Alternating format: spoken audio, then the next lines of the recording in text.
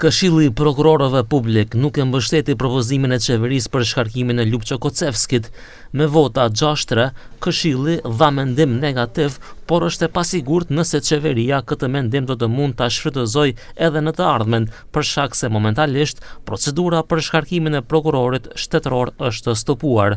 Во однос на тоа немам коментар, Советот ќе го изготви мислењето во законски предвидениот рок и ќе го достави до владата. Nuk dihet cilët ishin argumentet e antarëve në debat.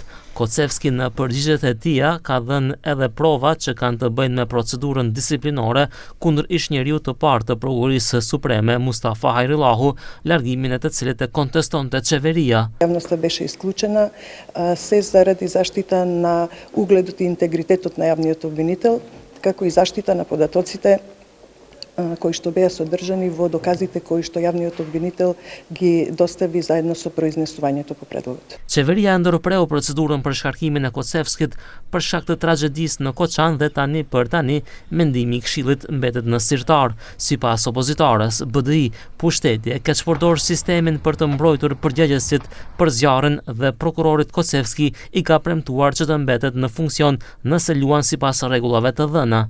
Paramendojeni absurditetin e gjithë kësaj historie. Inicohet procedurë për shkarkim, publikisht thuhet se kjo procedurë ka filluar dhe nuk ka kthim mbrapa, ndodh tragjedia e Koçanit, ndiqet linja partijake gjatë fazës parahetimore dhe hetimore dhe dalin dhe thonë po e stopojmë një procedurë të tillë. Për çka flet kjo, zotin Ohejo?